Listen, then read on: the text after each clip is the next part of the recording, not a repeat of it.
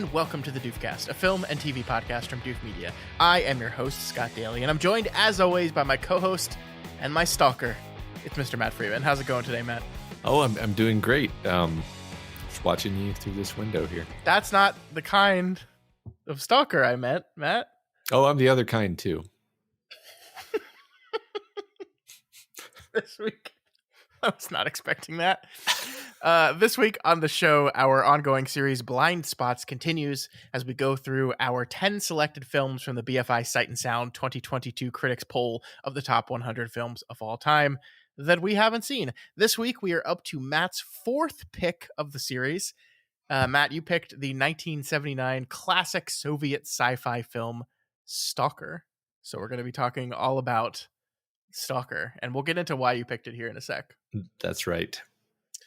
And then, of course, we got to talk about like the biggest thing in the world right now, Matt. That is Taylor Swift. We have to finally have. It's our Taylor Swift episode. We're moving into our Taylor Swift era here at Doof Media. Yep, could not escape the gravity well that is Taylor Swift.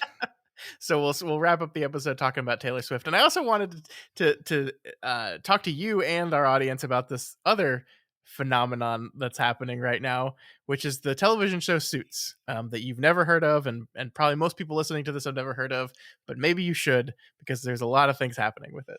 Yeah, I have no idea what you're talking about, so I can't wait for you to explain that. All right. But first, let's get into our main segment of the day. Let's talk all about Stalker. Matt, what is this film all about? A guide leads two men through an area known as the Zone to find a room that grants wishes. This movie was written by Andrei Tarkovsky, based on a short story by Arkady Strugatsky and Boris Strugatsky, the Strugatsky brothers. That I believe they also wrote the script to this, at least helped with the screenplay as well. It was directed, of course, by Andrei Tarkovsky, and it is number 43 on the Sight and Sound poll list. Matt, why did you pick Tarkovsky's Stalker? And tell me what you thought of it. So two reasons. The first reason is that I was very curious to see what Soviet cinema looks like. Honestly, it's a fascinating period of time, fascinating, unique artistic milieu. And I'd never seen anything from that, time or place or culture or what have you. So that seemed like something that, in the spirit of Blind Spots, filling in our blind spots, that was one I wanted to hit. And then, of course, the second reason is more sort of straightforwardly just that I had read the book that this is based off of, Roadside Picnic, a while back, because I had heard that it is this classic of sci-fi, and I had also heard that it is in the subgenre of thing that I really love, and that it was sort of the progenitor of a certain style, you could say, of sci-fi that I really love. And so I had read that story, and then I was like, well, they made a movie out of it. And I think as we'll go, we'll talk at least a little bit about the similarities and differences between the book and the movie. Not too much, because it's like, if you didn't read the book, probably don't care too much. But I think it's interesting. It can be interesting to point out the deviations in certain senses, because it can emphasize what the storytellers are trying to emphasize. Yeah. Cool. So what did you think of the film? I think I loved it. It's a very unusual film. It's a very strange film. We'll talk about all of the ways in which it's strange, but I liked it for all of the ways in which it's strange. It's incredibly like slow and deliberate and full of this tone of like, I don't even know the right word. Like there's a kind of dread to it, but there's also a kind of melancholic, almost like navel gazing, introspection to it, such that I guess I thought that I was going to be watching a horror movie based on the book and based on the legacy of the book and based on the legacy of the sort of concept, but there wasn't really a lot of horror. It was a lot more just psychological complexity and really interesting character stuff. And just stuff to chew on and like philosophy and stuff to think about. That was my overall feeling about it. What did you think about Stalker? Yeah, I think I really enjoyed this movie. I don't know how many Tarkovsky films you had seen before this. It sounds like this might have been your first. I Um, think it was my first. Yeah. yeah, I think the only other one that I had seen was Solaris. Um, but Yeah. now that I'm thinking at it, I'm not 100% sure whether I saw the Tarkovsky version of Solaris or the George Clooney one that came out in Yeah. 2022. I'm not 100% sure on that, actually. So maybe I haven't seen Tarkovsky's Solaris, but I bought Tarkovsky's book, Sculpting in Time, years and years and years ago, and read it and was fascinated by it. He's a very fascinating director, and this was definitely one on my list that I hadn't seen. So grateful that you picked it. I really did like this movie a whole bunch.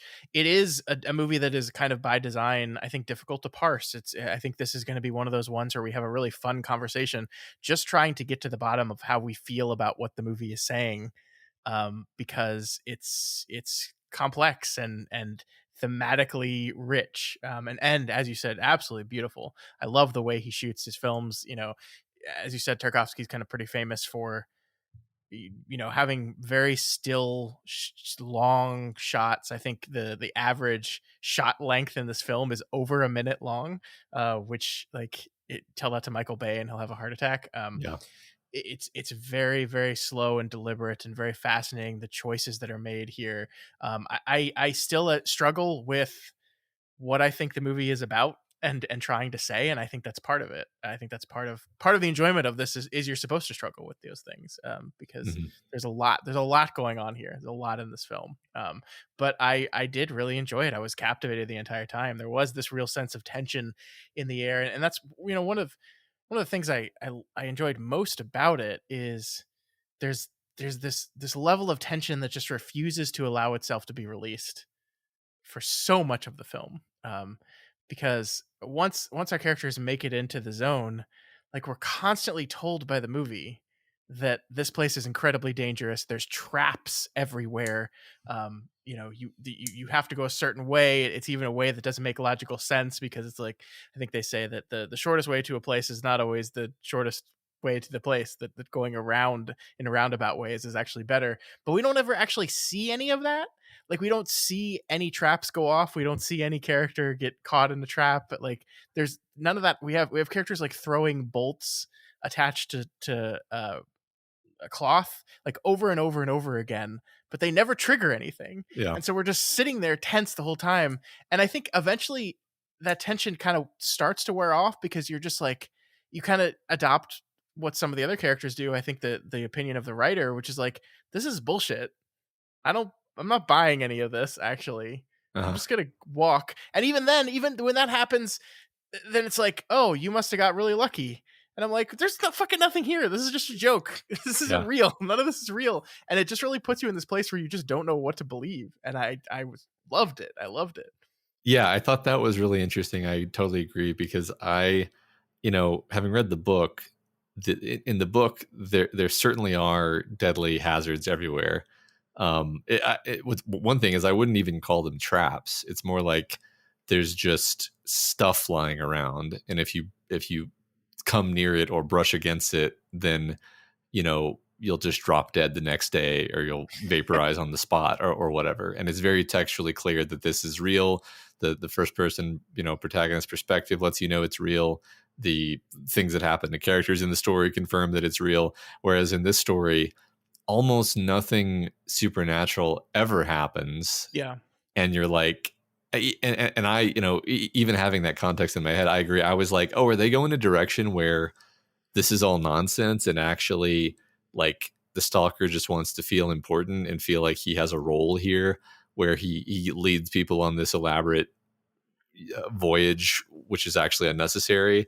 I don't think that's true. I mean, so like there are like two moments where something supernatural happens. Like one of them is when they go ahead of the professor, because they assume the professor has backtracked and is thus definitely dead, and then Mhm. and then somehow they come out of a tunnel and they're like back where they were before, and Yeah. and it doesn't make any sense geographically, and the stalker is like, oh wow, we shouldn't have survived this, but somehow we did. And I guess my read at some level was like the zone wanted them to stay together, and so it made sure that they stayed together. um Again, I don't know how much agency to give the zone or any of this, but that was just a thought that I had. Yeah. um it's very much open to interpretation, right? um and then like the other supernatural thing that happens is there's like a bird that teleports around briefly. um right. Yeah, It's I mean, like, that weird room with like the humps of sand mhm, mhm. everywhere. Yeah, Yeah. you do see that. That's like the closest we get to a trap, a quote unquote trap triggering, and then we do this really weird cut to the writer who's then on the ground, and you're like, oh, if it finally happened, he triggered a trap and he's dead. But then he just like sits up and Uh-huh. then monologues at a well for a while, and then just rejoins the rest of the group. Uh-huh. And I do think this is all very intentional, right? Because you're absolutely right. Like if the source material makes it very clear that these things are real and this stuff is really happening, but the book seems to go out of its way. I think or the movie, sorry, when I was describing it to you, I was like, this is like Jaws if you just never saw the shark Uh-huh. ever. Ever, and that's a choice. That's a really interesting choice because you could have made it clear. You could have had a fourth person in the group, and they became victim to the zone. Yeah. Instead, you're just treated to this hauntingly empty world with these remnants of civilization everywhere, kind of mixed in with this beautiful landscape. And you just really don't know what to make of any of it, and it just gets you Yeah. out of your comfort zone. Part of it is that the characters themselves are sort of offering interpretations and then sort of shooting them down, Yeah. which is so like the stalker. I don't think his character has a name other than Stalker, as far as I can Yeah. recall. Hmm. The Stalker is sort of he has a worldview which he articulates, and it's like, okay, like the reason we're having such a lucky break this time is because you guys must be really really miserable. Hmm. And the stalk and like the zone has like a I'm going to be really pretentious and say telos. It like there's like a philosophical underpinning of this place where this is what the zone is for. Is like it's like a sieve where it's like if you're really a miserable person who has just suffered so much, and you're like and through this suffering you've been elevated and sort of like purified into like a truly deserving person, then the zone will allow you through and allow you to enter Yeah. the room, and then your greatest desire will be fulfilled, and you'll be relieved of all of your burdens, and you'll be made happy. And this is his worldview, and you could just be like, and that's the point of the movie. The movie but it's clearly not exactly, because the other characters accuse him of being full of shit, and you're not entirely sure that he's not full of shit and just saying that to sort of soothe his own ego. um and and then it I mean, what do you think about that? Like, do you think the stalker is correct? Yes and no. I mean, I think like when we step back from it, the zone functions less as a physical, tangible space and more of a reflection of each individual person. I mean, we're kind of told that directly, right? Like the zone and what happens in a zone is a reflection of each person, and the stalker sees the zone as kind of this nirvana or even heaven almost, right? Where like the believing and the deserving get to go to heaven, and heaven will fulfill their wishes and make them happy and make them fulfilled. And that's his kind of rant at the very end of the movie is these people believe in nothing. They have no beliefs. They call themselves intellectuals, but they believe in nothing, and they have no values and none of it, and it's awful, and I'm never taking people in there again. But that is just his kind of desperate attempt of bringing meaning to his own life, because he sees himself as kind of sort of the Jesus figure that is going to take these miserable people and save them, by bringing them to this place of happiness, by bringing them into the gates of heaven, and giving them the thing that they want. Hmm. And he attaches so much importance to that, that it really defines his life. It's like he's the guy. He's never walked into the room himself. He's never tried to get what he wants because he feels he's the person that ushers them to this Hmm. reward. And yeah, his worldview is kind of thrown out there. Yeah. But I don't, I'm not confident enough to be like, well, that's the movie definitively says he's wrong, or Yeah. right. Well, yeah, and I think that's true. I think there's another way you could look at it is it's kind of about humanity and how humans are sort of made to suffer, and we sort of love suffering. We sort of define ourselves via suffering, Yeah. and you can look at all three characters. We'll start with the Stalker because you were just talking about him anyway, and say, he never enters the room. His life is full of suffering, but he gets this profound sense of meaning and purpose as being the guy who brings other people to achieve their goals Yeah. and have their happiness. And he still has his horrible life in his hovel, which is full of books, as we see at the end. So which he's which was just like Tarkovsky just killing it, man. When yeah, he's like sitting on the floor, like relenting about how these intellectuals, like they call themselves intellectuals, they don't know anything, and he's surrounded by books. yeah, That's a great touch. It's a really yeah. great touch. I love that because it's just this totally dilapidated hovel, and then after everything in the movie has happened, you see that like the entire wall of the bedroom that you saw before is actually covered in books, and it's just Yeah, yeah, like recontextualizing. But yeah, so like he like is intentionally bearing this burden of suffering. You've got the writer who literally puts on a crown of thorns at one point in the yep, movie, yep. who wants to be like he wants to be a great writer, but he like through over the course of the movie he talks himself into the position of being like I wouldn't dare ask to become a great writer. Like that would it's too complicated for me to articulate right here, but his point is basically like if I were like changed magically by this room to turn me into a great writer, then that wouldn't actually make me any happier. In point of fact, great writers are always miserable anyway. Yeah. And it's almost like you can imagine him going home from this journey and actually like being a great writer because he's realized that he's just doomed to be miserable and there's no hope and there's no escape. And without even going into the room, he's now a great writer because he has embraced the nihilism and misery of his life.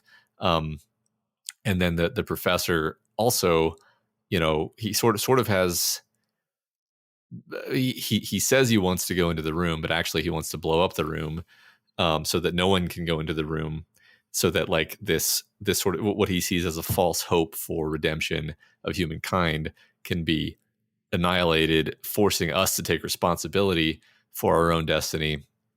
And then he doesn't do that either. And Hmm.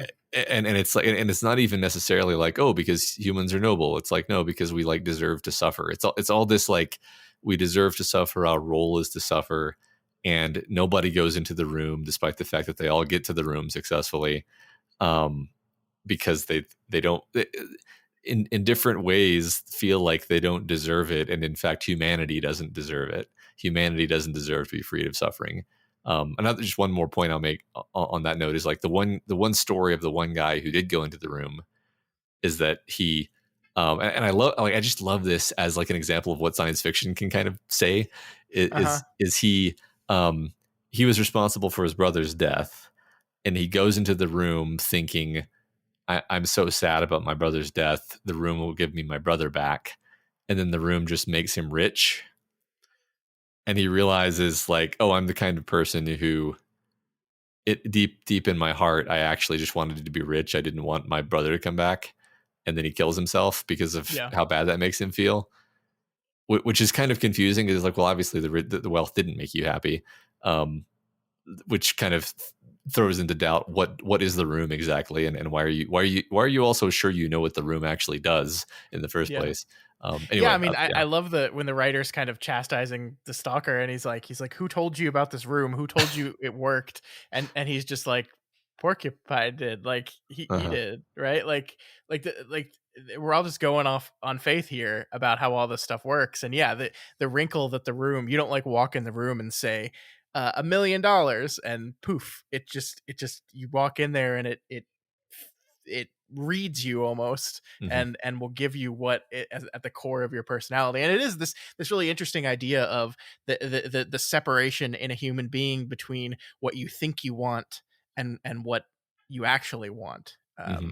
Hmm. And the idea that to be presented with the core of who you are by being gifted what you actually deep down want is ultimately destructive to the human psyche. Hmm.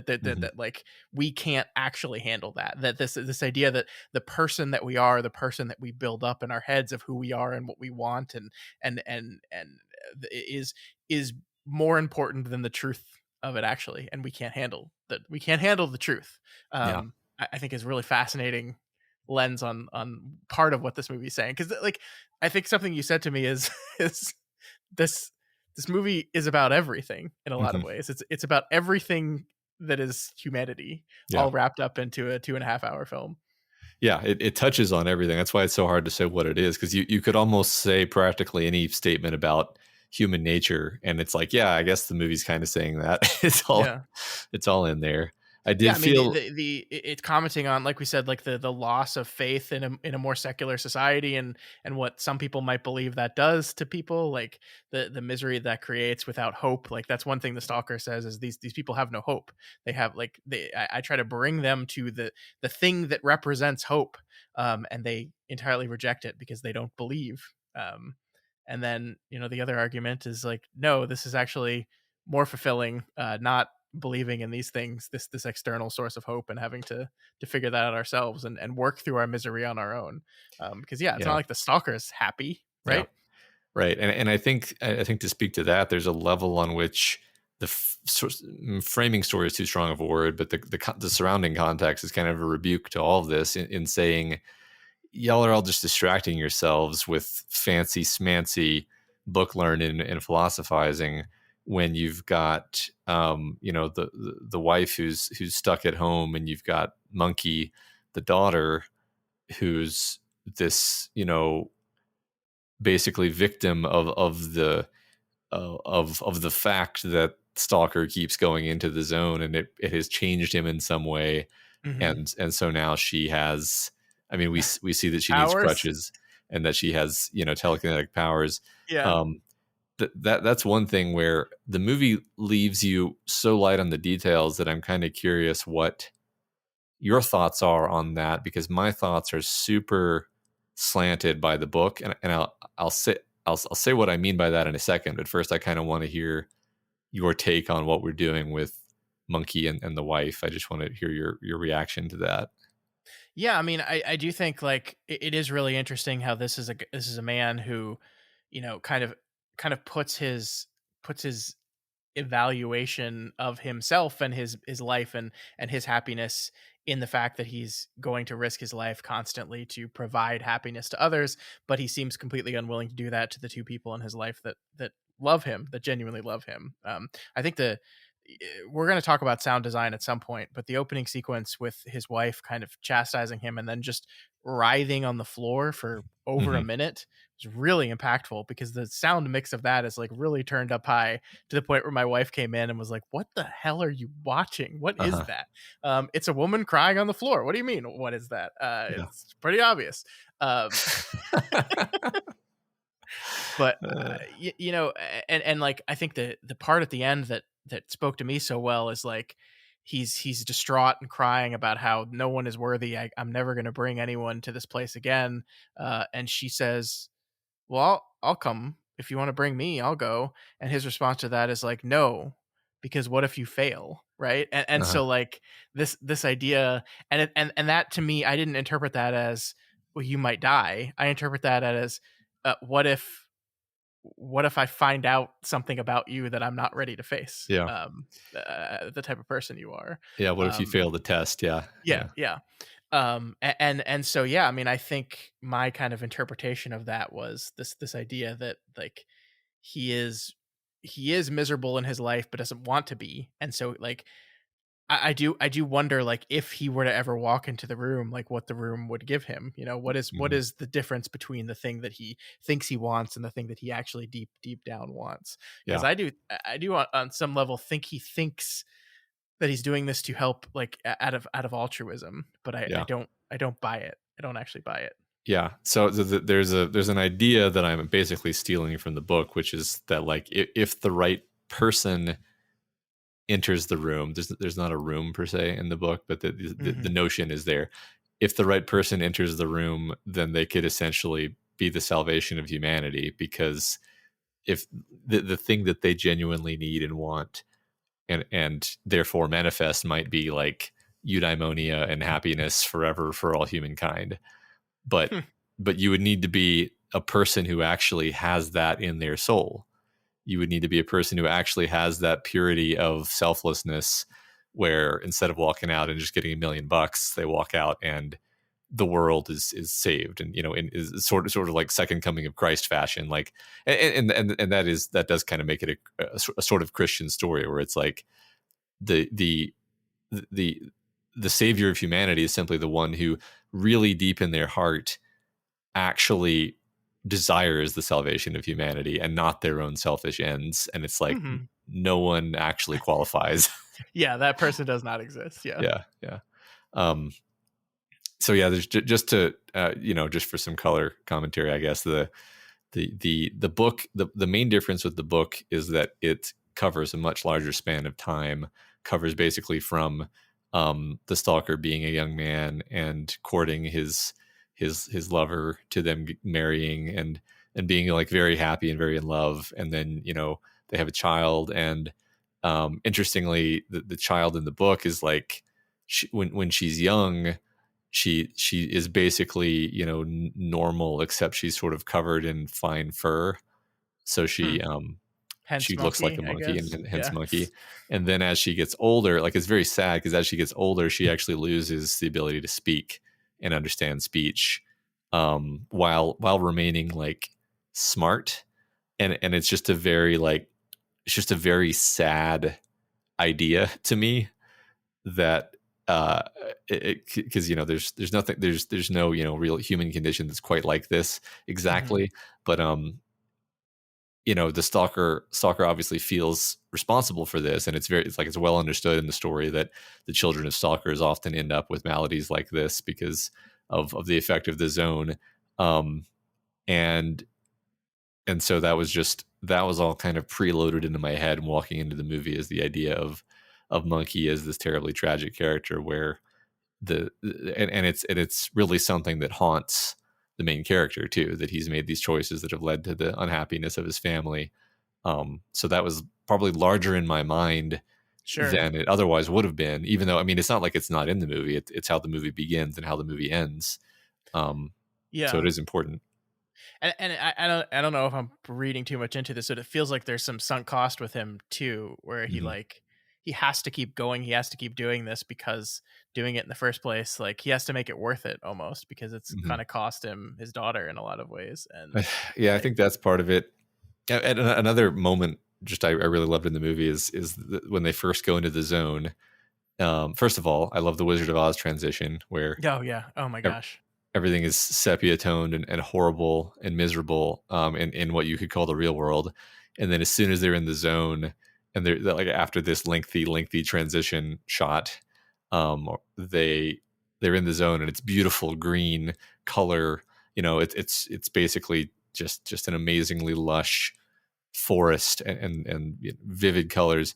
And then the stalker is like, all right, I need to I need to go take care of something. I need to go do something. I'll be right back. And he just like wanders away from the group and leaves them there, and then he just lies down in the grass for like 15 minutes, and then comes back, and he's like, okay, now let's go. And to me, that was just like, he just he loves being in the zone, is what Yeah. it is. Like, this is Doesn't where he feels alive.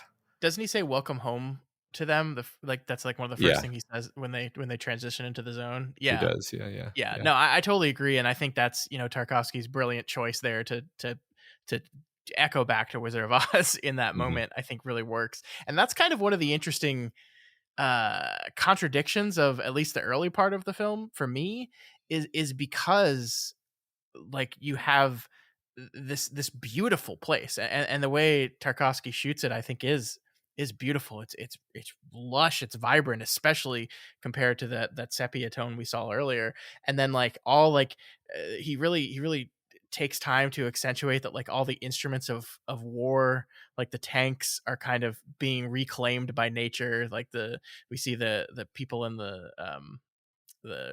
foxhole are kind of also the dead bodies are there. It's also like Mhm. that is rotting away and rusting away, and it feels like nature's taking back over. And there is this real feeling of like, oh, this is the good place. And then at the same time, we're being told by the movie and by the character over and over again how dangerous this is, that you have to follow me, you have to listen to me, there are traps everywhere. And it's like there is a feeling of contradiction there. I'm like, what are you talking about? This place is beautiful. Like it's wonderful. Like I totally understand why you want to come here and why you keep coming back here. And I'm calling into question your fear of the place. And then of course I think that changes over time. I think there is a really interesting, kind of break in the film where we move on to part two. The title flashes up on the screen again and we see part two. And then we move, I think, from these like very beautiful nature scenes of lush greenery to much more focusing on the dilapidated building portion of it, the industrial portion of it. And I think that the zone takes on a much more sinister feeling as we move into the later parts of Mhm. the story. But yeah, at the beginning I was like, oh, this is great, I love this, it's beautiful. I guess one reaction I have to what you're saying is that like what's beautiful about it is that there are no people there. Yeah. So, Yeah. so it can kind of be both things where it's like heaven on earth, and therefore there are no people there because people ruin everything. Um, Sure. and when the people show up, they they are usually rejected unless they satisfy some mysterious criteria. Which, Hmm. if you believe the Stalker, it's that they are horribly suffering, miserable people, but that's not necessarily what it is. Yeah, I mean, one thing that occurred to me watching the movie is like, well, maybe the criteria is like it just lets you come. It lets you come to the room with no trouble if it knows you're the kind of person who's not going to go into the room. Yeah, that could Um, be. so right, like that's the thing. It's like, yeah, it could be, but I don't. There's not like a clean evidence for it, but I mean, these are the um, most fun stories to me, though, is yeah, that yeah, like, yeah, the movie it like it kind of demands to be dissected and solved, but also that is in essence impossible, because there is just no clear definitive meaning here. Because yeah, we have three characters. I mean, I love what you said about, the the portion where you learn about the truth of the porcupine character, the former stalker. um but that's like not even definitively what happened. That's just like the writer like comes to a realization and decides that must be what happened. um I think like my feeling there was the movie wants you to take that for at its face value.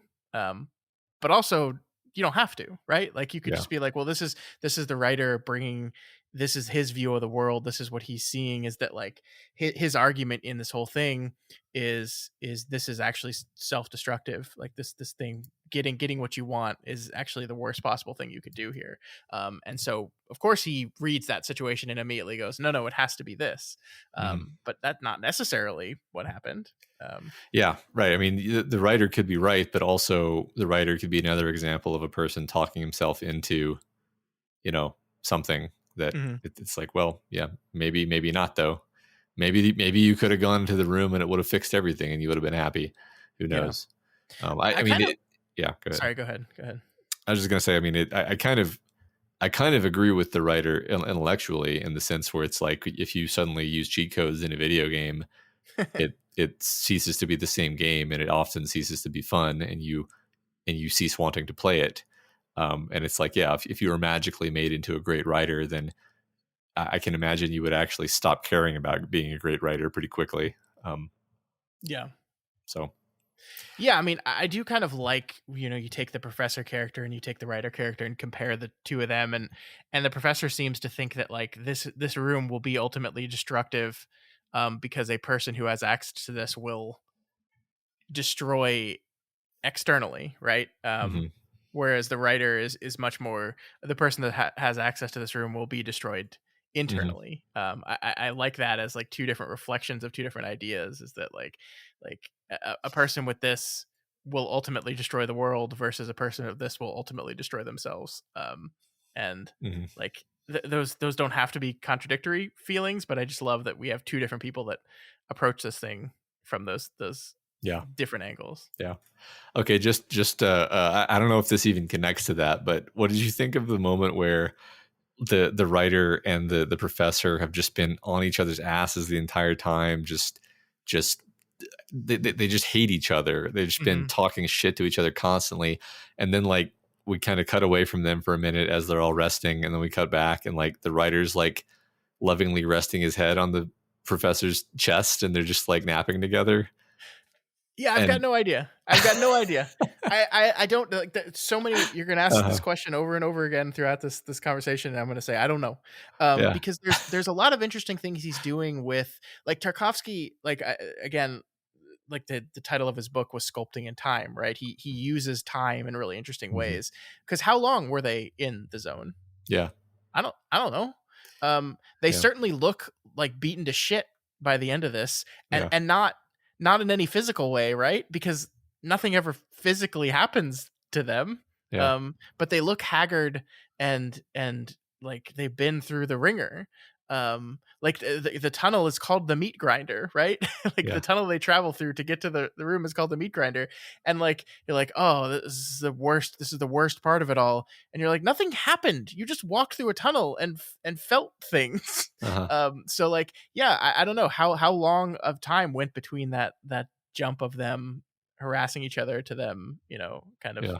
leaning on each other literally and metaphorically. I don't know. Yeah. I mean, or it could just be a symbol, like a visual way of showing like they don't actually hate each other. they Yeah, that they're actually kindred spirits, and the fact that they're at each other's throats like this is a way of showing how similar they actually are. yeah, It's almost like, oh, you hate me, I hate me too. We have a lot in common. yeah, Um, yeah, I don't know. It's funny, like stuff like the meat grinder. It's like, well, it is a meat grinder in the specific sense that it wrings them all out psychologically. yeah, Like, but only because they're like convinced that something's gonna happen, and yeah, so like yeah, you're yeah, just constantly tense the whole yeah. time, but nothing It's happens. nothing, but I mean, you're right. I think it's really, I like that bit in particular. It's almost like a little vignette with its own meaning, where the stalker, the writer's like, I'm tired of you making us go first. Why don't you go first? Yeah, And the stalker's like, all right, fine, we'll draw straws. And then he fakes the drawing of the straws so yeah, that the writer still has to go first. And then the writer does it. And then when they're done, the writer's like, you think I didn't see that you did that, you asshole? And then the stalker starts bloviating and making excuses, which if I were the stalker, I would have just been like, okay, first of all, I'm the stalker, so you listen to me, and if you don't and I die, then you're stuck here and you're gonna die. So just do yeah. what I tell you. Um, but instead, he does this dog and pony show with the matches.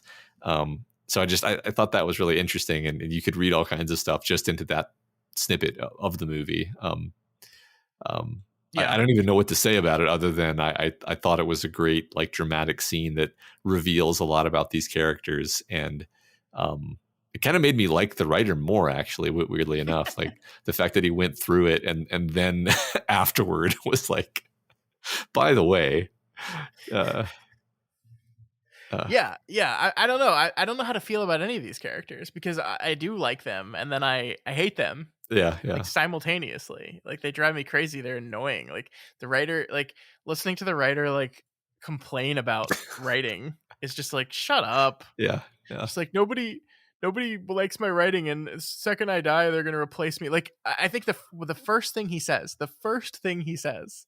that when we meet him as a character is like, if nobody's reading my stuff in 100 years, what is even the point? Hmm. Right? What is even the point of writing? And I'm like, dude, you suck. You Yeah. suck. Like how many writers out there are going to be read in 100 years? Maybe 2%, Yeah. maybe. That's not why Yeah. that's not why you do it. You're missing the point. Yeah. And that's why I think the book ends with the family means so much, and that you get Yeah. basically almost a monologue delivered to the camera Yeah. Yeah. by the wife, where she's like, she says stuff like, yeah, I knew that marrying this guy was going to be incredibly hard, and my mom told me not to do it, and I really had no illusions that it would be easy, Hmm. but I knew that because I loved him, that there would be a kind of happiness that otherwise there wouldn't be. Like, she doesn't quite say it this way, but it's like, maybe my life would have been easier if I hadn't married this guy, but at least this way I have a kind of happiness that I wouldn't have Yeah. had otherwise, a kind of real happiness and love. Yeah, I mean, I um think it goes through, yeah, the thing you said about just like true happiness is found through suffering. mhm. That you have to do a little bit of suffering to really value happiness to a certain extent, which is a very Christian philosophy, right? That Yeah, is yeah, extremely Catholic, even more so than Christian. Like yeah, that's like that suffering is part of life, and it gives meaning to the good parts. yeah, But I do ultimately think that is one of the things the movie is arguing, that there's no cheat code, there's no easy answer to fixing all your problems. yeah, Even if there's some mystical magical room, it's not going to make you happy. It's not going to do what you need it to do. yeah. You have to find a way to live in the world that you have, the sepia toned world that you exist in. Hmm. um which by the way, I think one of the most wonderful uses of the color stuff to me was when we are back in the real world, in the sepia toned world, and the stalker's walking back with his family, and it cuts to this profile side image of his daughter, and suddenly color again, right? Yeah, Like suddenly to say like, oh, like this is happiness. That like you have a daughter, yes, she's struggling with things, and and you are responsible for some of that for sure, but like you can find happiness and fulfillment in this thing here, not that other thing you're chasing and risking your life for over there. yeah, yeah, yeah. And also, I mean, the fact that the final shot is her just being telekinetic, um Yeah.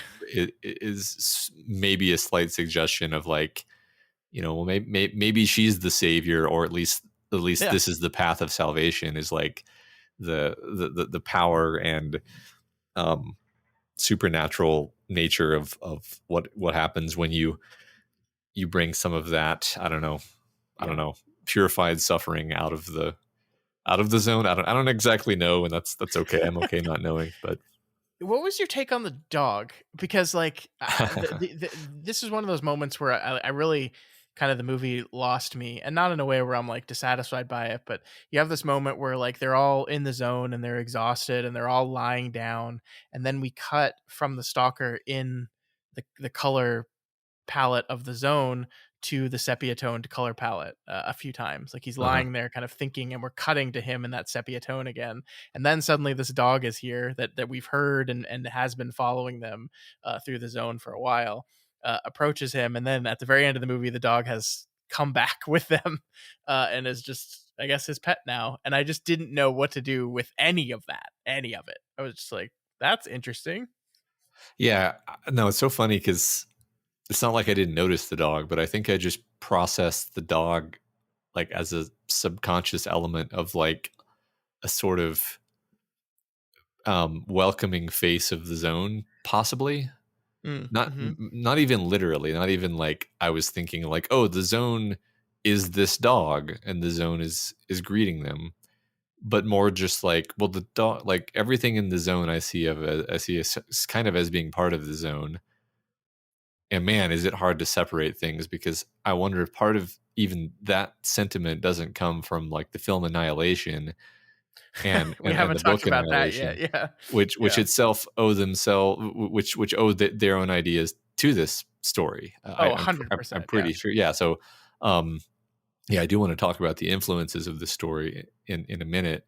But yeah, I sort of saw the dog as like a nice sort of boon, or at least a sign of beneficence from the zone. But if you were like, oh yeah, Matt, we'll prove it, I'd be like, no, I have nothing. I have nothing to prove it. It was a feeling that I had No, watching the movie. I kind of like that because in that lens, we see the stalker laying down in the zone, and the sepia tone seems to be like encroaching on his world again, almost Mhm. as if like the thing that gives his life meaning and the thing that is powering him is starting to fade, and he's falling back into the person he is on the outside. He's like losing himself and losing it, and that's part of his struggle, right? Like he's firmly his worldview is firmly that he's this guy that is going to lead people, that's going to lead miserable people to a place that's going to make them happy, and he's struggling with these two people that just seem to directly challenge that worldview,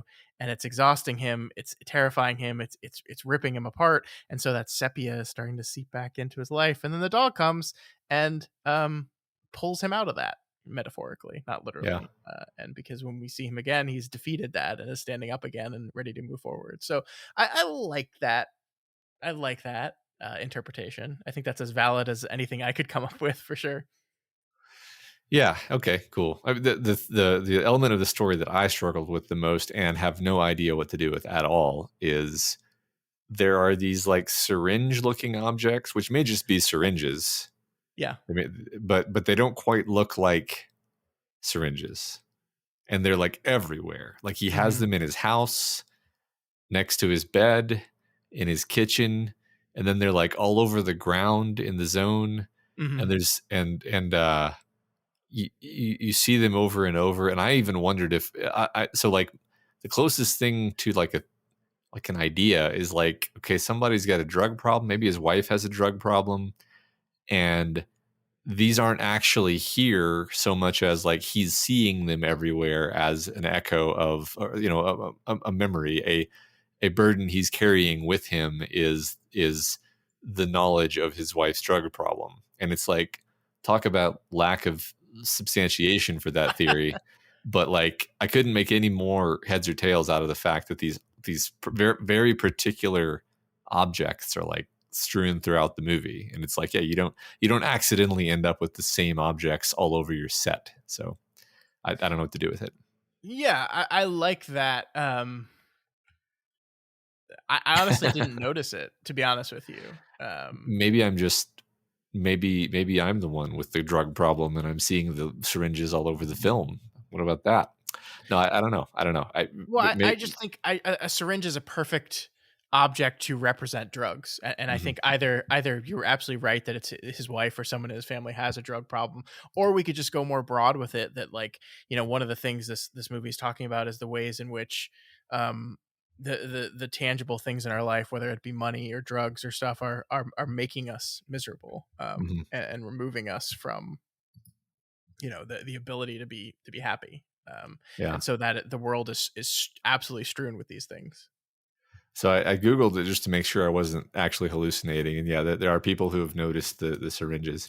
So it's a thing, but I can also get not noticing it. One just random Reddit comment I stumble across is the idea that what you see throughout the movie are drugs and weapons strewn Yeah, everywhere, and it's like these are things that are corrupting to humankind and human nature.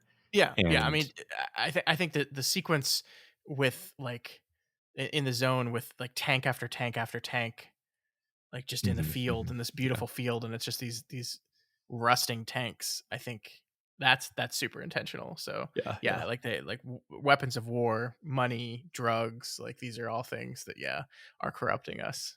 yeah. And you see them everywhere, and the zone kind of brings them up. Your trials and tribulations is to walk through these symbols of your despair.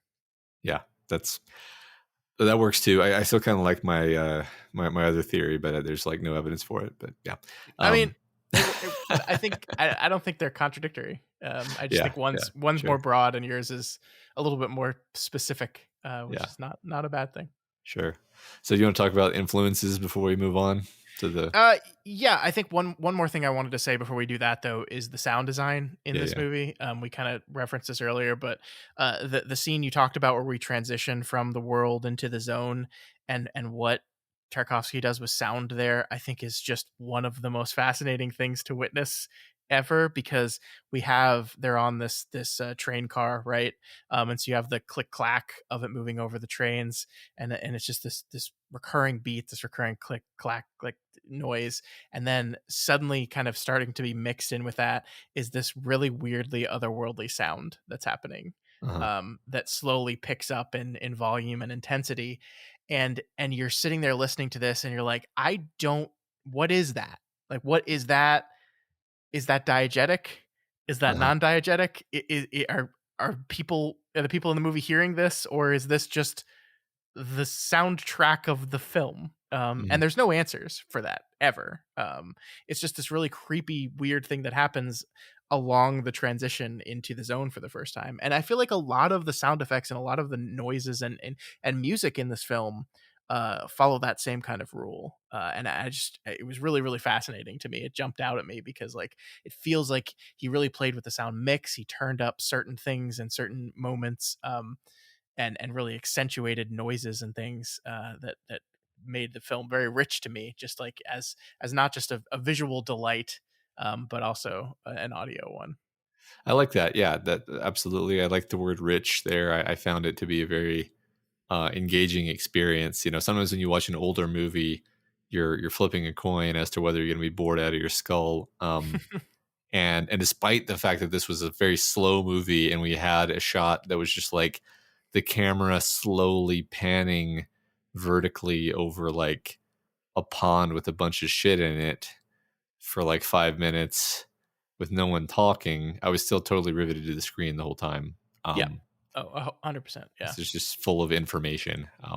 This is one of those movies that like I really hope one day I get to watch on a big screen in a theater, because Mhm, like mhm. the frame is so like it's so like you can tell Tarkovsky spent so much time on framing and cinematography, and like there's so many shots in this movie where like what's happening is framed not just by the frame itself but by a building in the frame, like a doorway. So many times we spend listening to characters talk in a room, but we don't get to go in the room with them. We're outside the room and we see the borders of the room through that Mhm. doorway. Like we do this so many times, and I just feel like getting to see this on a big screen would just like really, really enhance the experience even more than it already was watching it on my TV.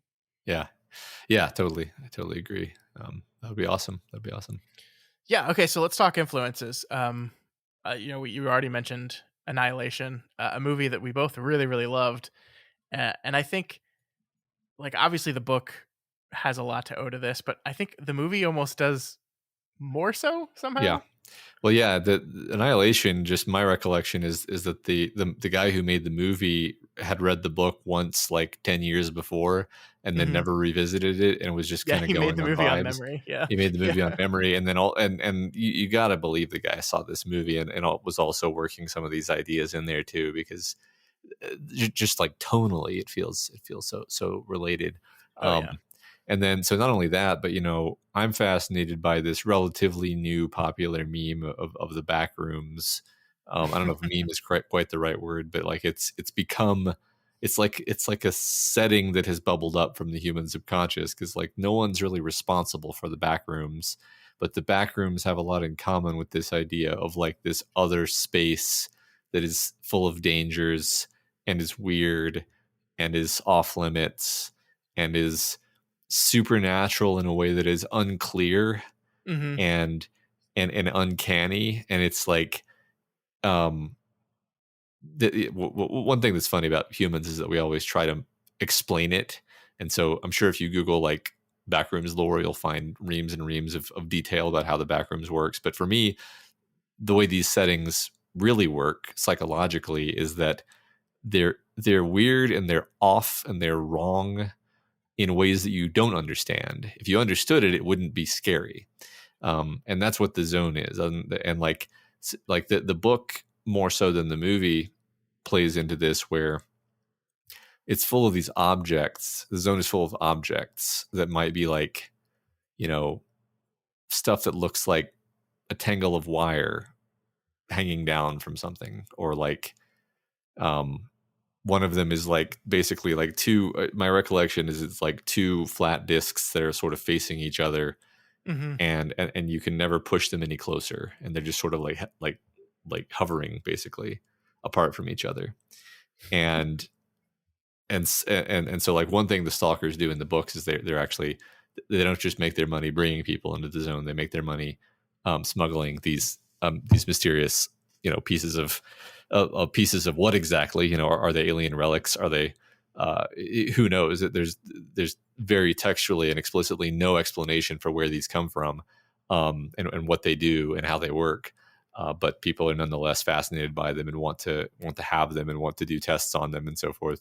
Um, so I don't know if this is literally, the birth of this subgenre, but it feels pretty close. The book anyway feels close to the birth of the subgenre of like a weird, scary place that is scary by virtue of we don't know why it's this way and we can't figure it out and it's just beyond us.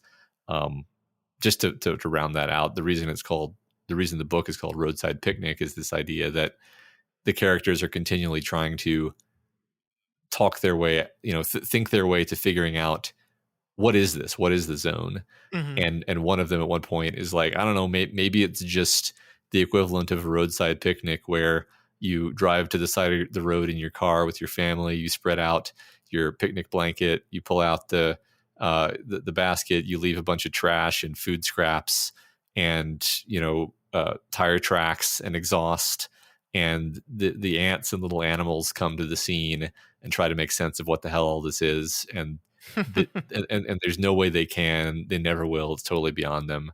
And that's all there is to it. Like you're never going to have your answer. I And love that. I love that. that's not really exactly what the movie's doing, No. but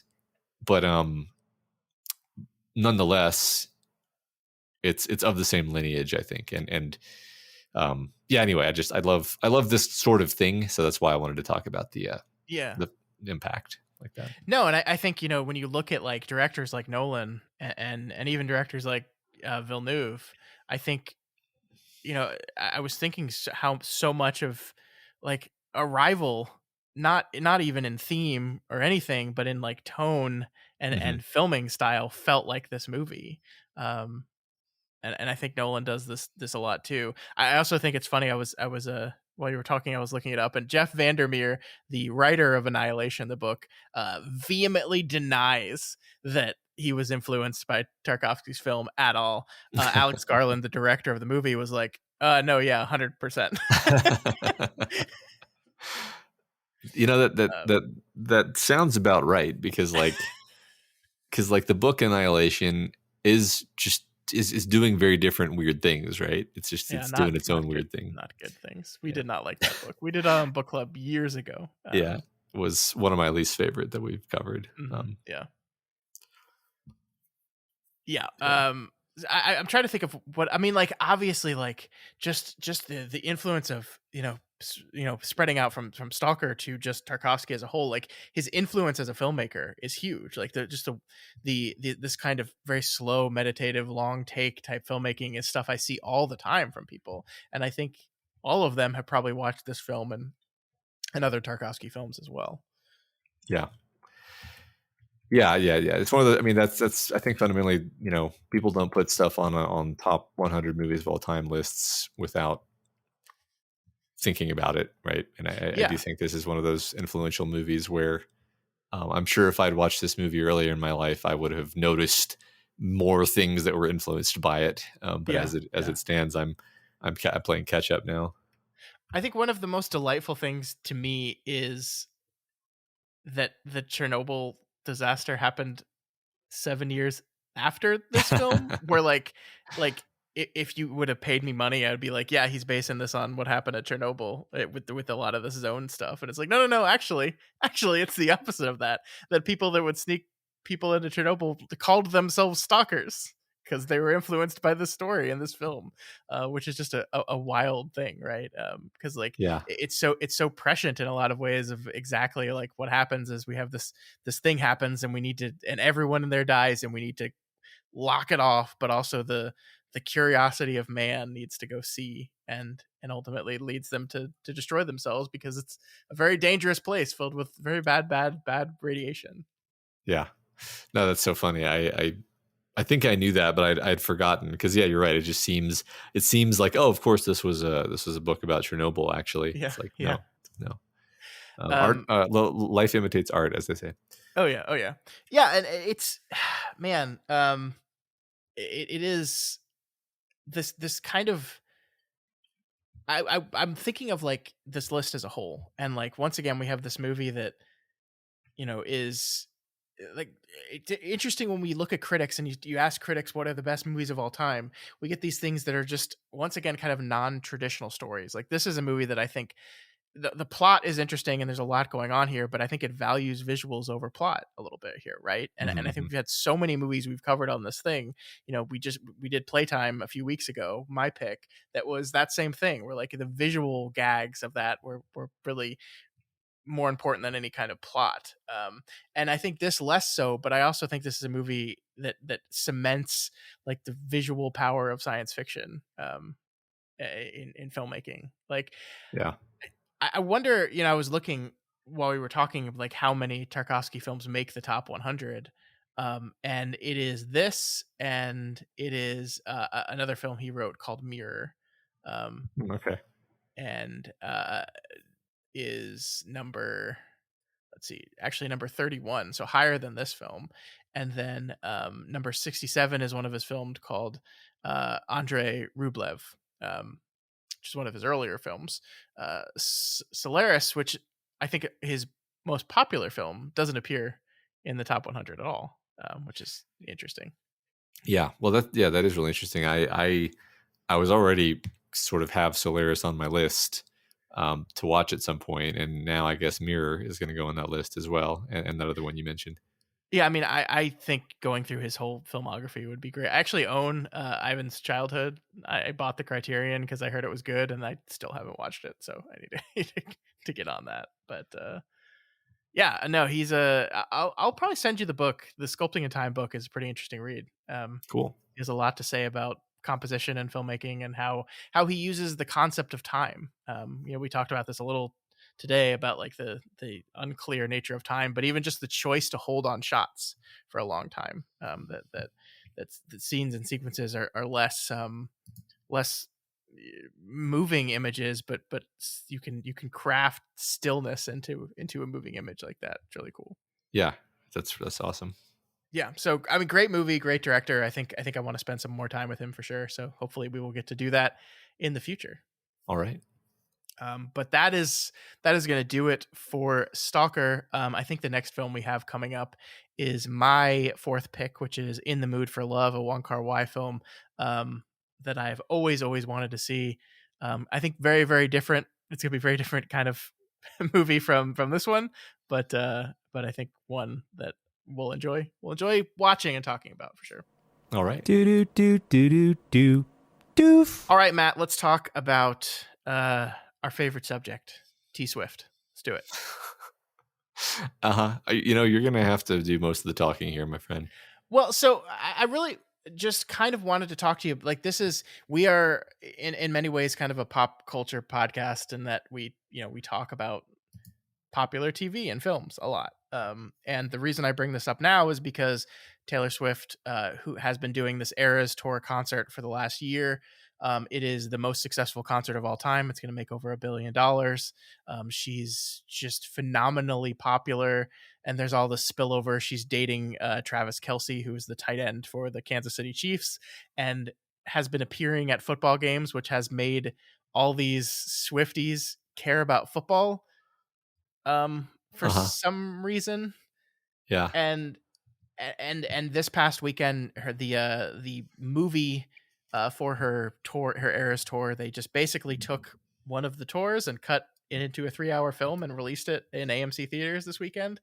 So that just happened and made $100 million and is hugely popular. And she's like the biggest artist in the world right now. And it's just kind of fascinating to me because like I like Taylor Swift as an artist. Like I think she writes good music, like good pop music that's catchy and fun to listen to. And like I think going to her show would be fun. I think she probably puts on a good show, and I will see the movie when it is no longer in a theater and I can watch it at home because I have a newborn, so I can't go to the theater at all right now. But I'm just like I'm fascinated by how a person elevates to the level that she's at now, where she's like the biggest star on the planet. Yeah. Because I don't know how that happens. I don't know how women who don't give a shit about football watch an entire 3-hour Kansas City Chiefs game for the moments that we cut to Taylor Swift for 5 seconds when she's happy that her boyfriend caught a football. Like that is a thing where like you've lost me now. I don't understand why do you want to do that? Yeah, what's funny is, okay, so a couple things. I have very low level of awareness of Taylor Swift as a phenomenon, but I am aware enough to know that everything you're saying is true. She is essentially like a goddess, basically. Like for all intents and purposes, she is what passes for a goddess in modern culture, right? Like, so. And I can identify with having like a person I'm obsessed with, like a pop culture figure that I'm obsessed with. Sure. Probably happened more when I was younger. Probably not totally immune from it now either.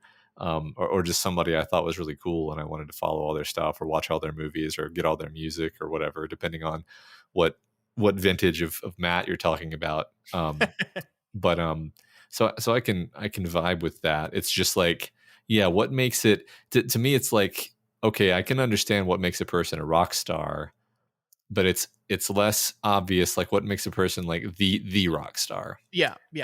Like I can understand the star power of Sting. I can't understand the star power of Michael Jackson, and I can't understand the star power of Taylor Swift. That's not saying I don't understand quality of their art. That's saying, why is it that they are the one that everyone flocks to? Like, is it their persona? I mean, it has to be. It's like their persona. It is. Yeah. I mean, the fascinating thing about Taylor Swift is she's an incredibly hard worker, and she's also insanely smart and savvy at this whole thing, right? Like, because she has crafted this persona that is like the down to earth, relatable, aw shucks girl, who like just is gonna awkwardly smile when you give her a compliment, even though she's the most famous person on the planet. And she sells this persona very, very well, and she reinvents this persona when needed. And like I think like her target audience, she's like shifted her target audience over time, and I think it really is like 12 to 14-year-old girls right now is like her sweet spot. And like, of course, she has all these other people off the back of that, older women and men too, for sure. But it is really interesting that it is this combination of just genuine hard work, because I just want to say here, like, she does this tour, and she's doing this tour, and she does a solo 3-hour show basically every night. Like, she takes some days off, and I think she's off right now as she's preparing for like the second leg of her tour, but she's been doing this nonstop, and that's got to be exhausting, absolutely exhausting. And she doesn't have to do that, but she's doing it, and meanwhile doing all these other things, and negotiating. One of the coolest things about this movie, Matt, I don't know if you knew this, but like, she was attempting to negotiate with the studios for the release of this film, and negotiations stalled, and she and her team basically just said fuck it, and they went directly to the theaters, and they went directly to AMC, and they said, hey, will you show our movie? And AMC was like, okay. And so she cut out the middleman. The studios are getting no money from this at all. The people getting money are Taylor Swift, her team, and the theaters themselves. And yeah, pretty fucking brilliant, actually. Yeah. These theaters need better negotiators is my comment of the year. Yeah. And so like, it is really interesting. And she's also doing this thing where like she did not have the rights to her older music. There was a lot of complicated stuff with, I think, her former manager and former recording label and all these things that I fully don't understand. She didn't have the rights to those released albums, but she did have rights to the masters of all that. So she like is doing this thing right now where she's re-recording her entire suite of albums and then re-releasing them, and it's like just this brilliant, savvy business move that's like, oh, look, it's the same songs from 10 years ago, but they're new now because she is literally re-recording them. They are new. Like it's a new recording of the song because she doesn't own the old recording of the song. She just owns the master. So she's re-recording it all and re-releasing it. And there are subtle changes because she's a different person than she was when she first recorded those songs. And it's just like, God, you're so smart. You're so smart. Like you get to go through this horrible experience with your former manager, but then capitalize on it in the best way possible. It's really impressive. And I guess maybe that's it, to answer your question, like how does one become a Michael Jackson or Taylor Swift? They just have to be really fucking good at this shit. Yeah, and consistent. And I mean, think about how long she's been at the top of her game. Yeah. Like I honestly don't even know the answer to that. It feels like, what's funny is she's younger than us, and yet it feels like she's always been a huge star, which can't possibly be true. But like my perception is like, yeah, she's just it's Taylor Swift. She's like a star in Orion's belt. She's always been there. Yeah, I mean, I do remember being in college and she was just starting to pick up. And it's been a while since we've been in college. So and she's constantly been able to reinvent herself and kind of grab a new set of audiences while still retaining those old people as well. So and I mean, she has like 10 albums, man. Like even like the career 2008 to 2023 to have 10 albums. Yeah. That's a lot of music. Like she released 2 albums during the pandemic when a lot of other artists were just like, oh, I finally get to take a break. Taylor Swift's like, no, I'm going to write 2 albums worth of music. And they're not all great, right? I mean, there's like any album, like the first 8 songs are strong and then you just kind of lose speed as you go through it. Like that same thing with Taylor Swift. She's a really good artist, but not like perfect. But it's just endlessly fascinating to me because I still don't think I get it to the level of like, I don't understand. I want someone to tell me why they're watching football. Like I just like, if you don't care about football, why do you need to see a 5-second clip of her clapping or talking to Travis Kelce's mom? Well, I mean, I think that's just parasocial. Like they love her, and I guess, and she's so awesome that of course I'm going to watch her. Of course I'm going to watch football. Just, if Taylor Swift likes football, maybe football is actually good. Like I think that's the thought process. I can relate to this because Taylor Swift doesn't like football. Taylor Swift likes Travis Kelce. Well, if Travis Kelce likes football, then maybe Taylor Swift's liking of Travis Kelce is commutative, and that means that football is actually maybe kind of okay. Or perhaps Taylor Swift knew she had a film coming up that she needed to market, and that dating Travis Kelce would get her a lot of.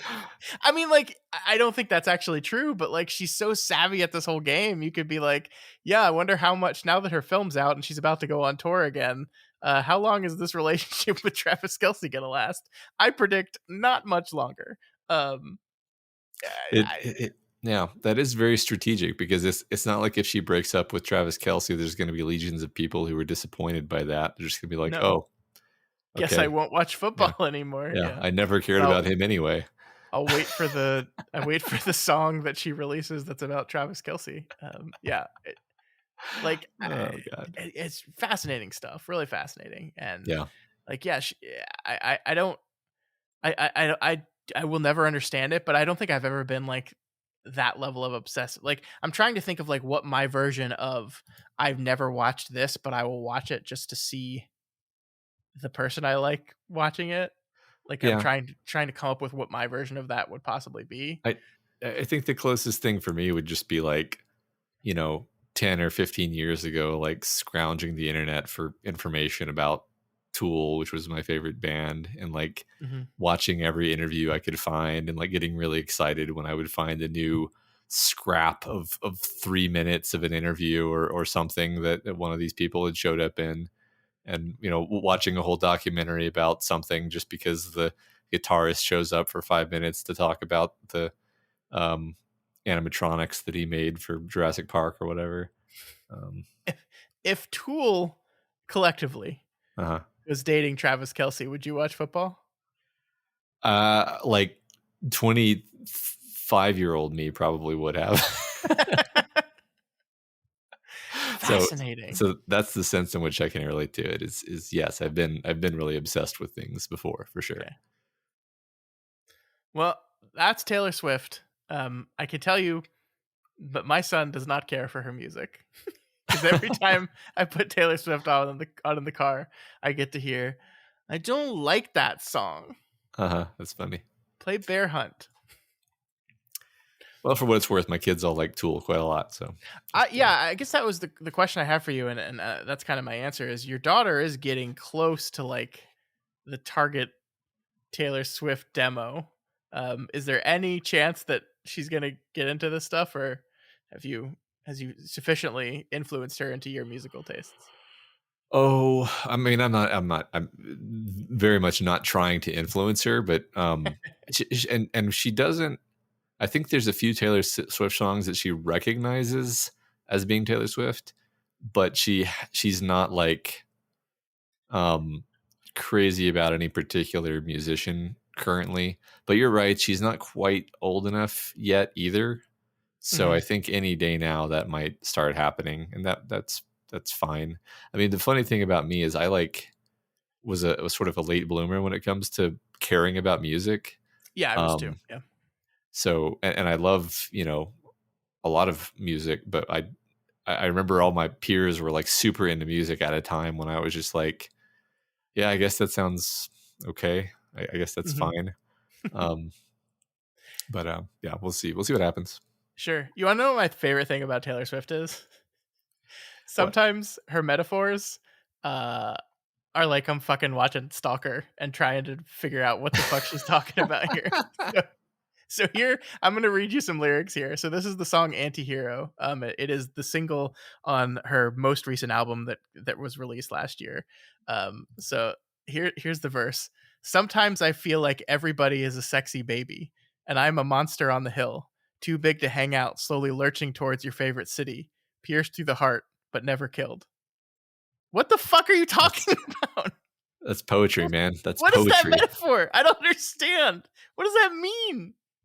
It's just meant to paint a picture in your head. It's basically, you know, it's basically uh what the hell is that poem? I can't remember the name of it. The Jabberwocky. Yeah, it's Jabberwocky. Yeah. No, I mean, I feel that I often feel this way about song lyrics where I'm simultaneously like, yeah, that was awesome, and also like that doesn't really mean anything. It seems like the sweet spot for song lyrics, really. Yeah, I mean, I have to say, sometimes I do just look around and I feel like everyone is a sexy baby. So maybe I do relate to Yeah. the song. Yeah, sometimes I feel like that too. It's a good song. I like the song, but sometimes you listen to these lyrics and I'm like, hey Taylor, what's that? what is that? What does that mean? Yeah. Doodle-doodle-doodle-doo, doof. Okay, so the last thing I wanted to briefly talk to you about today, Matt, the other phenomenon that I'm endlessly fascinated by and don't have any answers for is the television show Suits. As I said in the introduction, you probably have no idea what Suits is. So let me quickly explain to you what Suits is. Suits Yes. is a USA, the television channel USA, characters welcome. Law procedural legal drama that came out in 2011. The concept is basically the main character is a guy named Mike who has a photographic memory, and he is able to get so good at faking being a lawyer that he is hired by a big law firm, despite the fact that he has never been to law school, and has is not on the bar anywhere. But he's so good at it that the head partner of the law firm keeps him on and helps him hide a secret. And it's your standard kind of old format episodic law drama, right? probably most well known at the time for being one of the big breaks of one of its stars, Meghan Markle, who, as you know, went on to marry Prince Harry and cause a whole bunch of drama in that royal family. But you know, it was on for like 9 seasons. It did okay. I think USA as a network was just kind of the like, oh, this is pretty cheap to make. We're just going to keep pumping these out, and they do all right. The reason I'm talking about Suits, though, Matt, is because since basically July, Suits has exploded. Uh-huh. I don't. It is the number right now. It is the number one ranked streaming thing on anything. It's on Netflix right now. I think it's on something else as well, maybe Hulu. But it is the measure of number of hours of things watched. Suits like shot up there suddenly in July and then hung on and is still here in October the most streamed thing. And it's like, what's going on? Well, the Uh-huh. thing that's going on, Matt, is Gen Z found the show and just went insane with it. And I don't know why. Yeah. I don't know why. Yeah, I definitely have less clear idea of this than I do why Taylor Swift is popular. But I mean, the thing is, I haven't seen this show. Like, maybe it's just amazing. Maybe it's It's not a bad show. My wife binged it, and like it was one of those things where I wasn't watching it with her, but like I'd walk into the room and catch 15-20 minute snippets of it. It's not bad. I mean, it's good kind of old style TV where, you know, there's an episode, and in that episode there is a legal problem that these people are trying to solve, and also mixed in this is the overarching story of this main character worrying about eventually being discovered as being not real lawyer guy. So it's good. I think it's this really interesting thing where like we lived in this world of peak TV for so long, and like what is it that people really want? They want an old style episodic TV show that they could binge the fuck out of that has infinity episodes. So you can just get this feeling that you have plenty of stuff to watch because it's 9 episodes of 16 episode seasons. So that's a lot of TV. They're hour-long episodes too. And it's this thing that like, you know, we talked forever about how everything went to the binge model because when all these older television shows were released on all these streaming services, people were binging the shit out of it. And it's because binging a show that was not developed to be binged is always better than Yeah. binging peak TV now that is made knowing that you're going to go from one episode to the other, because it's just so much more interesting to like watch 5 bite-sized things over the course of 5 hours than watch one big thing over the course of 5 hours. Yeah. I mean, it's just a more natural way to consume storytelling. Like, Yeah. I think I've complained just like I complain endlessly about 3-hour movies, but it's like, but Matt, you watch 8-hour TV seasons, and it's like, well, it really depends on how the storytelling is done and how the narrative is broken up. It's like, yeah, it actually matters. You have to think about these things, and yeah, I don't know. I kind of like to watch it. Just kind of curious. I do wonder if this is something I've been ruminating on. So maybe this is a tangent. Maybe it's totally relevant. I don't know. But I was thinking about generations and how, like, you know, the baby boomers, they've got Easy Rider, speaks to the baby boomer concerns. Uh-huh. The Gen Xers, they've got Fight Club, you know, speaks to their disillusionment. It's the classic Gen X anthem.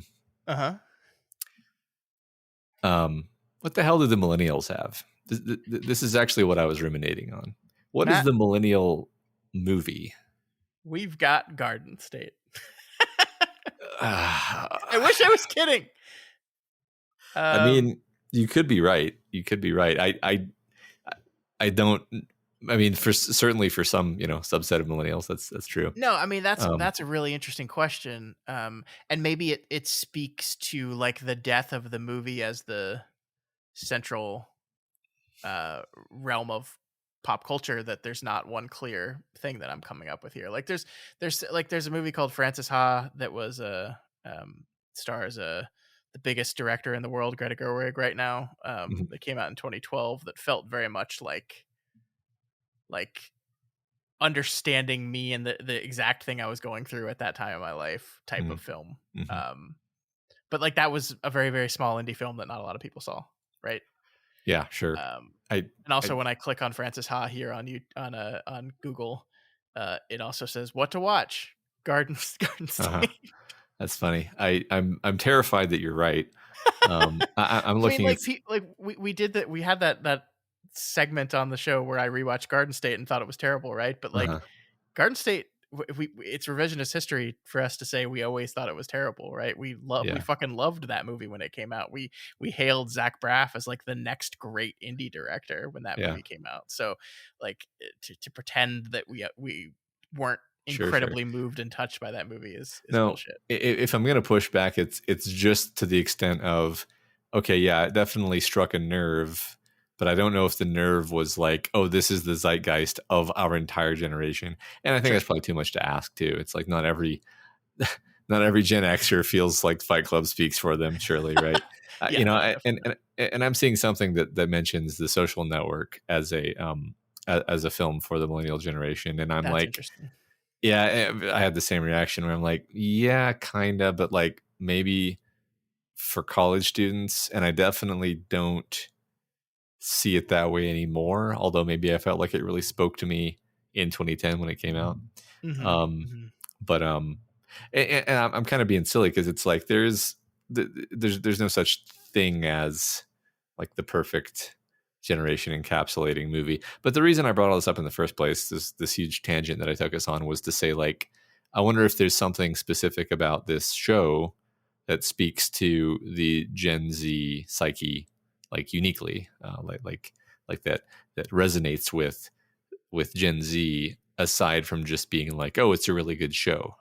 And I can't possibly speak to that because I haven't watched it at all. I was just curious. Yeah, and I haven't watched enough to make a conclusion on that. I mean, just knowing what I know about the basic concept, maybe there is something to the idea of there's this guy that's like super good at this thing, but has decided to not go through the proper channels to get where he needs to go in that chosen field, right? He's just like, I want to be a lawyer. I don't want to go to law school and learn all this stuff. I can be a perfectly good lawyer just with my awesome memory skills. And it's stupid that I would never get hired by this firm if I didn't go to Harvard, which I could never get into because of Gen Z stuff. So I think there's an argument there for sure. Yeah. But I haven't seen enough of the show to know if that's like really a through line for the whole thing.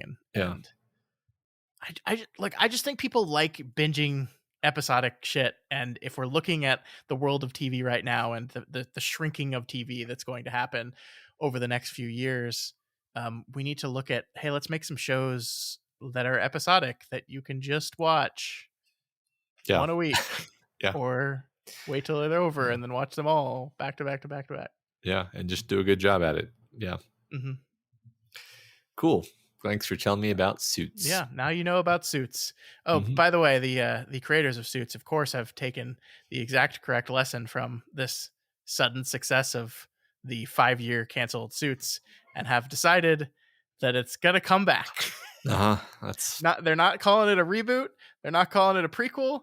They're just gonna make more Suits. They haven't said if they're bringing any of the actors back or anything. They've just said, we're going to ride this train to more Suits. And I'm sure they won't mess that up at all. Yeah. Well, good for them. I hope that, I wish them the best.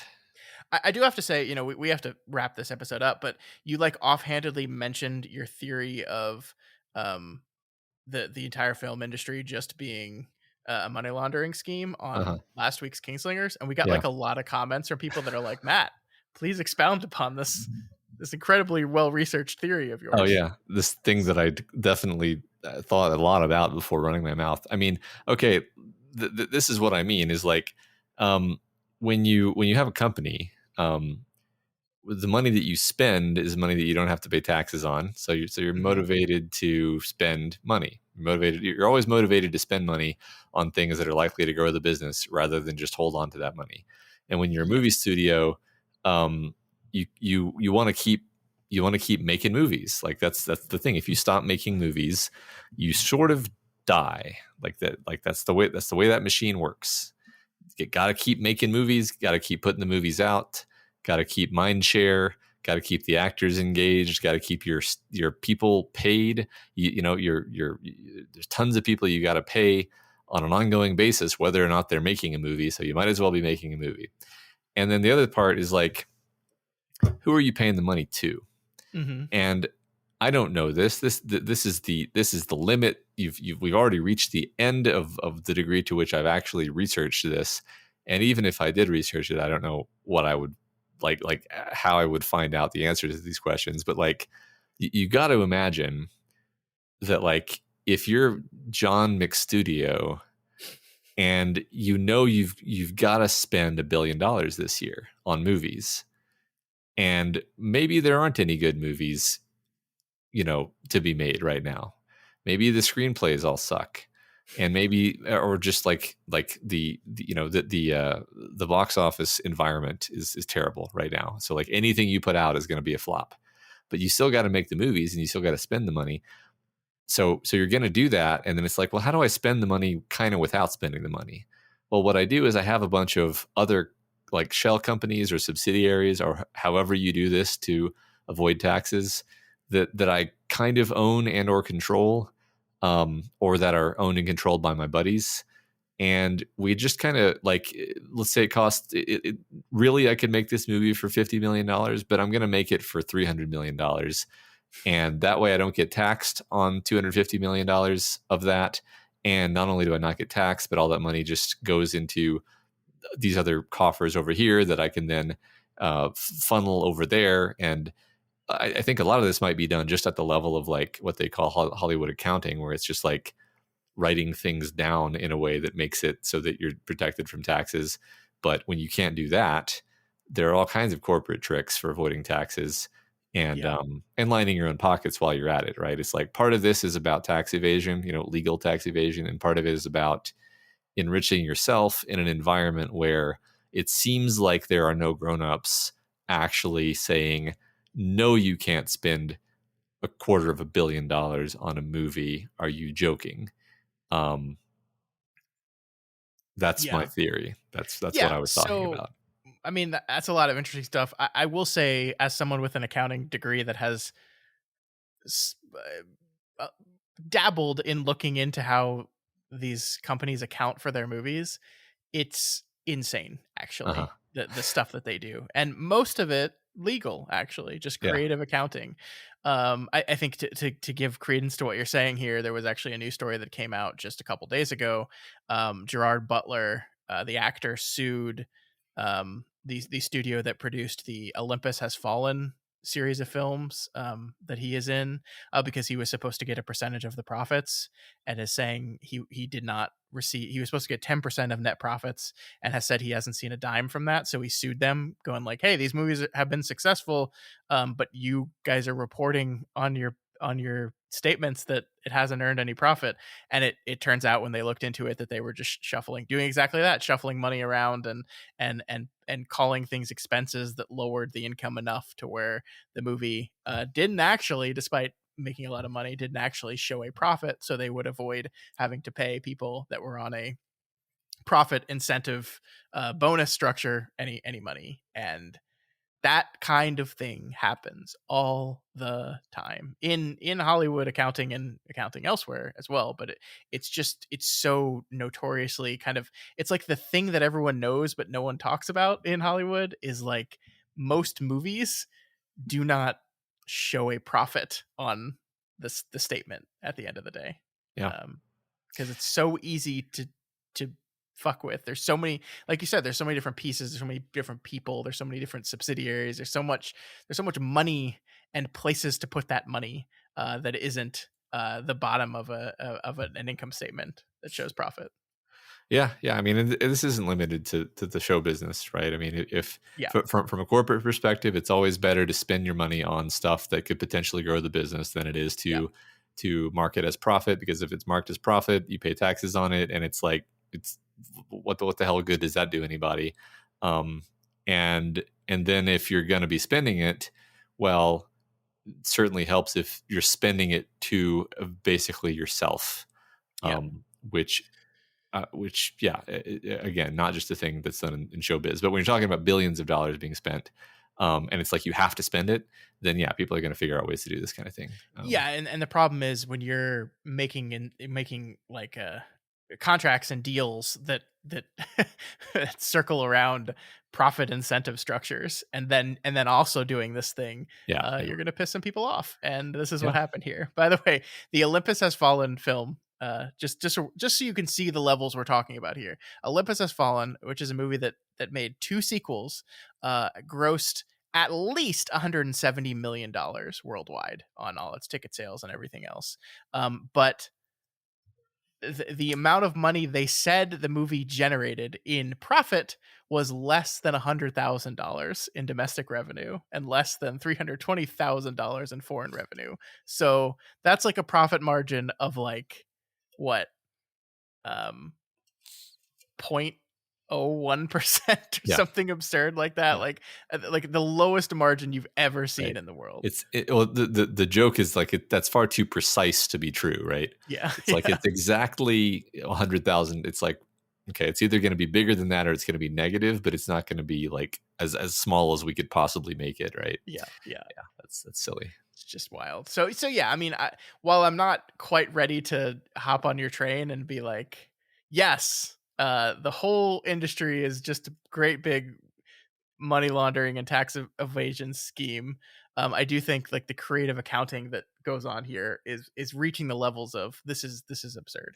And so it makes it really hard for us looking at this stuff from the outside and just being like, hey, you spent 200 million and it only brought in 350 million, and so clearly this is what your margin is. Like, no, it's not even close to being that simple. Yeah. And really just advocating for not taking things at face value when somebody says it costs, $300 million to make a movie. It's like, we don't get to see the line item budget. They just tell us that number. And so we have no idea what that means at all. Yeah. So. Yep. No, you're totally right. Oh, that was a fun little bonus segment there at the end that we didn't plan for, but I always love talking moving accounting because it's so insane. Yeah, and I'm glad I did see people asking about that, and I was like, oh shit, people took me seriously. But also at the same time, I was like, I did have a point. It maybe wasn't as well researched as one would hope. But that's what I was trying to say. Yeah. I gotcha.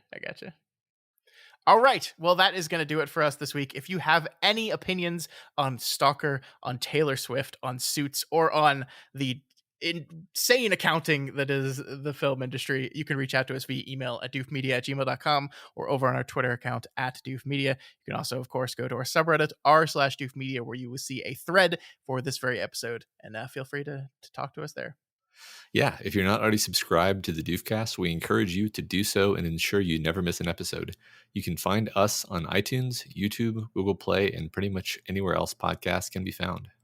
And if you like what we do and want to support us, please consider becoming a patron of Doof Media. You can head on over to patreon.com/doofmedia and pledge at any of the available levels. I think Patreon also just introduced this new thing where like you can just become a member of the community without paying any money, which is cool. I don't think you'll get any of like the bonus features that we typically reserve for our patrons, but you can at least like stay tuned with like what we're doing over there, right? So you just head on over to patreon.com/doofmedia, check that out, and maybe consider throwing a few bucks our way.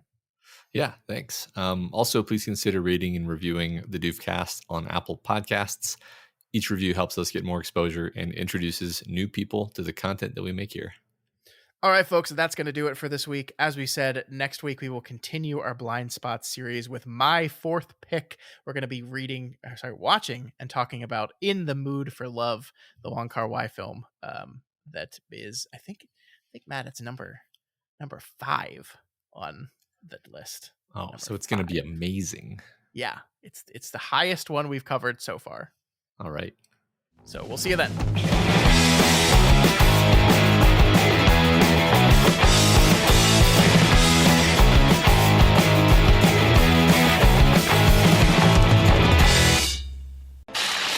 My name is Doof, and you'll do what I say. My name is Doof, and you'll do what I say.